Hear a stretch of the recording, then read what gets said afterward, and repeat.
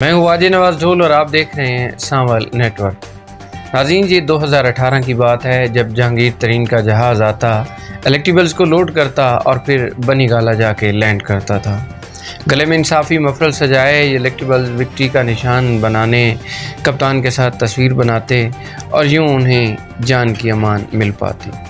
آج سال 2023 ہے، جہانگیر ترین کا جہاز بھی موجود ہے، وہی الیکٹیبلز ایک بار پھر رخت سفر ہیں، مگر اس بار منزل تبدیل ہے، جہاز بھی دو ہیں۔ پاکستان جیسے ترقی پذیر ممالک میں ہوا کا رخ دیکھ کر الیکشن کا ماحول تبدیل ہو جاتا ہے، کنگ پارٹی میں جانے والوں کا رجحان بڑھ جاتا ہے، ٹکٹوں کے حصول کے لیے بڑے پیمانے پر لوگوں کا رش شروع ہو جاتا ہے، اور یہی صورتحال آج ہم ضلع بکھر میں بھی دیکھ رہے ہیں۔ ہوا کا رخ دیکھتے ہی ووٹر نے اپنا موڈ دکھانا شروع کر دیا ہے۔ چودھری نصر اللہ جو کہ چکوک اتحاد کے سربراہ ہیں، انہوں نے آج PP 93 بکھر سے الیکشن لڑنے کا اعلان کر دیا ہے۔ چودھری نصر اللہ کے سیاسی بیک گراؤنڈ اور چکوک اتحاد بننے سے لے کر امیدوار کے اعلان ہونے تک کا سفر کیسا رہا، اس حوالے سے آج ہمارے ساتھ گفتگو کے لیے موجود ہیں سینئر صحافی صاحبزادہ محمد ظفر اللہ شاہ ہاشمی صاحب۔ سر، آپ کو پروگرام تجزیہ میں خوش آمدید کہتے ہیں۔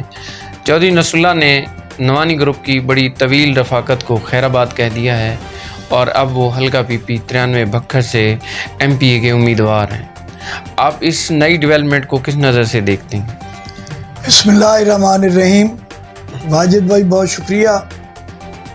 چودھری محمد نصر اللہ دراصل یہ خاندان انڈیا سے مائیگریٹ ہو کر آیا ہے، اور ان کے والد جو کہ قائد اعظم کے رحمۃ اللہ علیہ کے ساتھی تھے، اور جب پاکستان بنا تو یہ سرگودا میں شفٹ ہوئے، لیکن انہیں پھر جو انڈیا میں جو جائیدادیں تھیں اس کے عوض ضلع بکھر میں چک نمبر 6061 ML میں انہیں وہ جگہ ملی، اور ان کے والد کو یہاں کا نمبردار بنایا گیا، جو پہلے محکمہ فوج میں تھے، لیکن ریٹائرمنٹ کے بعد وہ یہیں مقیم ہوئے، اور پھر ان کی اولاد جو تھی، بچے جو ان کے تھے، وہ مختلف جگہ پر کاروبار اور ملازمتیں انہوں نے شروع کی۔ ان کی وفات کے بعد ان کے بیٹے الحاج چودھری نصر اللہ نے ان کی جانشینی سنبھالتے ہوئے چک کے نمبرداری بھی سنبھالی اور ان کی سیاست بھی سنبھالی۔ چودھری نصر اللہ کا جو سیاسی آغاز ہے وہ 2000 کے بلدیاتی الیکشن، جب مشرف دور کے الیکشن تھے، اور وہ اس سے ہوا، پھر وہ وہاں ناظم منتخب ہوئے، اور اسی طرح 2005 میں دوسری بار ناظم منتخب ہوئے۔ اس کے بعد 2 بار وہ چیئرمین بھی رہ چکے ہیں، اور اس وقت ان کا جو حلقہ اثر ہے وہ ہر کوئی جانتا ہے کہ صرف اپنی یونین کونسل تک محدود نہیں ہے، بلکہ وہ 4-5 جو چکوک کی یونین کونسلیں ہیں ان میں ان کی اکثریت موجود ہے، اور وہ ہمیشہ سے ان کے والد سے لے کر اب تک وہ نوانی گروپ کے ساتھ ہی وابستہ رہے ہیں، یعنی ان کے جتنا بھی ووٹ بینک ہے وہ ہمیشہ سے نوانی گروپ کو ہی پڑھتا آ رہا ہے۔ کئی بار ہم نے لوگوں سے جب ان کے الیکشن میں انٹرویو لیے تو بھئی آپ چودھری نصر اللہ کے ساتھ ہیں یا نوانیوں کے ساتھ، تو وہ لوگوں کو یہ کہتے سنا گیا ہے کہ ہم نوانیوں کو ووٹ چودھری نصر اللہ کی وجہ سے ہی دیتے ہیں۔ چودھری نصر اللہ صاحب کا جو پروگرام تھا کہ میں نے الیکشن ہر صورت MPA کا لڑنا ہے، لیکن ان کا یہ انہوں نے کافی عرصہ قبل بیان دیا تھا کہ اگر ایک حلقہ جو بکھر کا بڑھنا ہے، جب بھی حلقہ بڑھے گا تو میں ضرور الیکشن لڑوں گا۔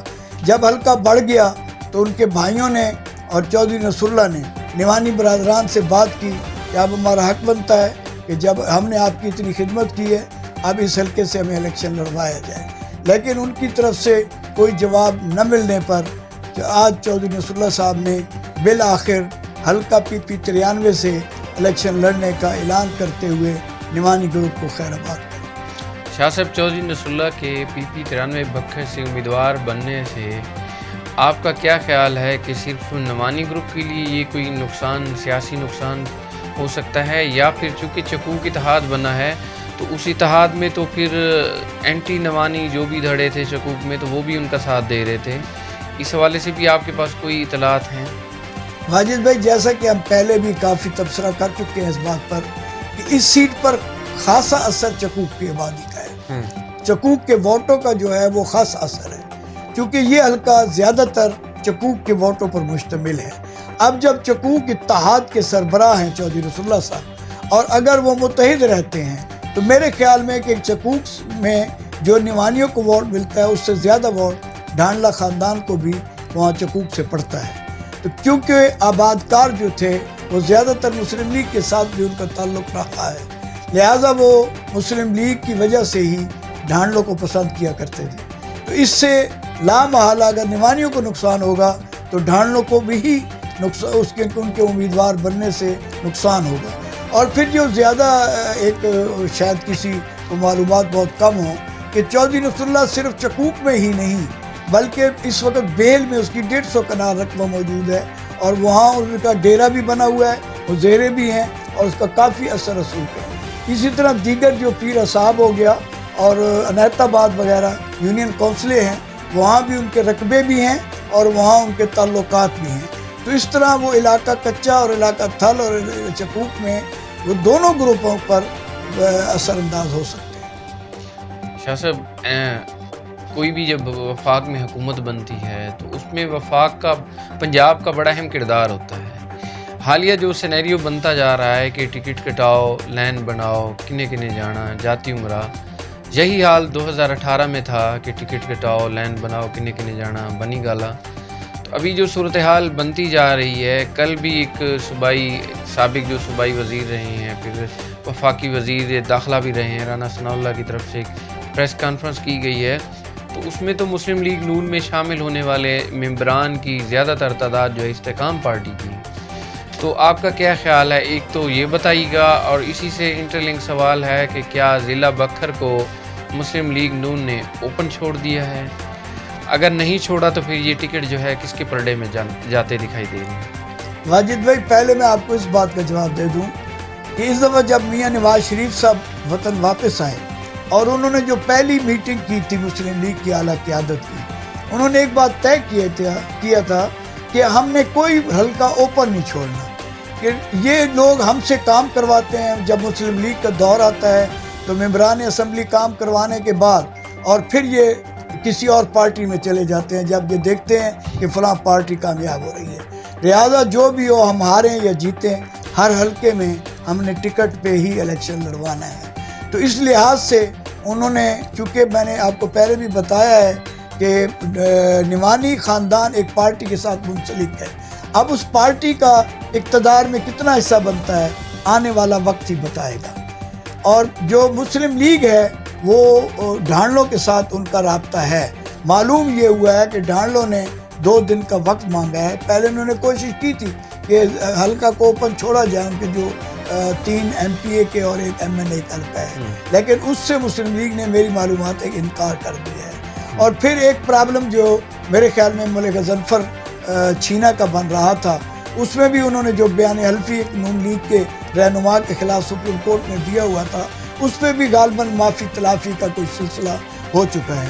اب کوئی رکاوٹ اور تو کوئی نہیں رہی. بہرحال انہوں نے 1-2 دن کی مہلت مانگی ہے.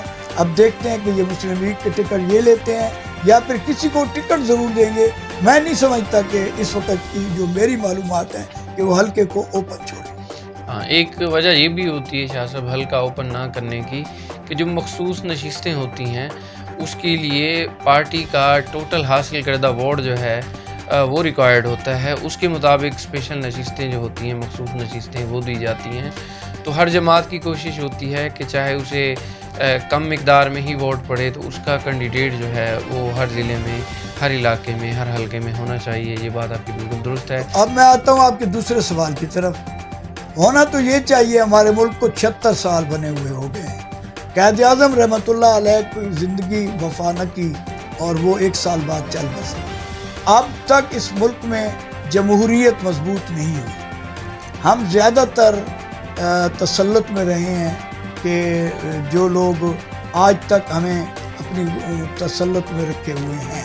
چاہیے تو یہ کہ ہمیں منصفانہ اور غیر جانبدارانہ الیکشن کروا کر ان لوگوں کو حکومت دی جائے اور ان لوگوں کے سپرد کی جائے حکومت جن کو عوام منتخب کرے. مگر افسوس، جیسے آپ 18 کی بات کر رہے ہیں، ہم تو یہ 85 سے دیکھتے آ رہے ہیں. یہی صورتحال جو ہے، لیکن اس دفعہ کوئی تھوڑی سی صورتحال مختلف اور سخت بھی نظر آ رہی ہے کہ یہ ہے کہ پہلے کسی نہ کسی ذریعے سے ایم پی ایز کو ایم این ایز کو پیغام مل جاتا تھا کہ آپ نے اس جماعت کا ٹکٹ لے لیں یا آزاد لڑ لیں. آزاد لڑنے کے بعد جیسے آپ نے طیارے کا ذکر کیا, اس نے اڑنا شروع کیا اور ان ممبران کو ان کے ساتھ شامل کیا. اب بھی جو صورتحال ہے اب تھوڑی سی مختلف ہے. ایک جو جماعت ہے اسے اوپن کیا بھی نہیں جا رہا, دوسری جماعت کے بندے بھی توڑے جا رہے ہیں اور ایک جماعت کو مضبوط کیا جا رہا ہے. لیکن یہ میں آپ کو حقیقت بتا دوں کہ مسلم لیگ نون کے نام پر ووٹ نہیں ملنا. ووٹ اگر پھر بھی دیا جائے گا تو اسی طرح ہوگا جس طرح 2018 ہے, اور جو حالات مجھے نظر آ رہے ہیں اس سے بھی سخت ترین وقت نظر آ رہا ہے. اور بکھر کیا, پنجاب ہمیشہ سے آپ اگر تاریخ اٹھا کر دیکھیں پنجاب کی تو چڑھتے سورج کے پجاری لوگ کہا جاتا ہے پنجاب کو, اور بکھر بھی اس میں شامل ہے. تو ہم لوگ انہی کے ساتھ دیتے ہیں وڈیرے یہاں کے, کہ جو لوگ اقتدار کے سورج پر چمکتا ہوا ہم جب دیکھتے ہیں انہی کے ساتھ. تو ہم یہ بھی نتیجہ خاص کر سکتے ہیں کہ خاص طور پہ جو بکھر ہے جب سے ضلع بنا ہے تو ہم تو پھر وڈیروں اور جو اس طرح کے جاگیردار طبقہ ہے اس کے زیر تسلط ہیں, تو اس میں ہم کسی اور کو جو ہے مورد الزام کیوں ٹھہرائیں. ہمیں تو اپنوں نے ہی لوٹا, غیروں میں کہاں دم تھا. شاہ صاحب ایک اور چھوٹا سا سوال ہے کہ ملک ظہیر کے حوالے سے سوشل میڈیا پہ خبریں گردش کر رہی ہیں. ایک تو اس کا جو بیانیہ ہے وہ بڑا روز بروز جو ہے سخت ہوتا جا رہا ہے, اور دوسرا یہ ہے کہ وہ اتوار کے دن کے حوالے سے چل رہا ہے کہ کوئی ضلعی سیاست میں نیا بریک تھرو ہونے جا رہا ہے. واجد بھائی, کچھ لوگ ایسے ہوتے ہیں جنہیں ہم اپنی زندگی میں خاص اہمیت نہیں دیتے. اسی طرح سیاستدان ملک ظہیر احمد اترا کو اپنے گروپوں میں اور اپنے کوئی خاص اہمیت اور خاص جگہ نہیں دے رہے تھے. تو اللہ کی طرف سے بھی ہے کہ عزت اور ذلت میرے مالک کے ہاتھ میں ہے. ملک ظہیر احمد اترا کو اس لیے ٹھکرا دیا گیا کہ وہ کمزور ترین امیدوار ہیں, مگر اس وقت عوام کے دلوں میں وہ ایک, چونکہ اللہ نے ان کی محبت پیدا کرنی تھی, اور شاید وہ جو 10-12 سال وہ زیارات کے لیے جاتے رہے ہیں, عمرہ اور حج کے لیے جاتے رہے ہیں, وہ بات ان کے دل میں ایک اثر کر گئی ہو, یا ان کی طرف سے کوئی ایسی کرامت آ گئی ہو کہ لوگوں کے دلوں میں دونوں گروپوں کی طرف سے ان کے دل میں ایک محبت پیدا ہوتی جا رہی ہے.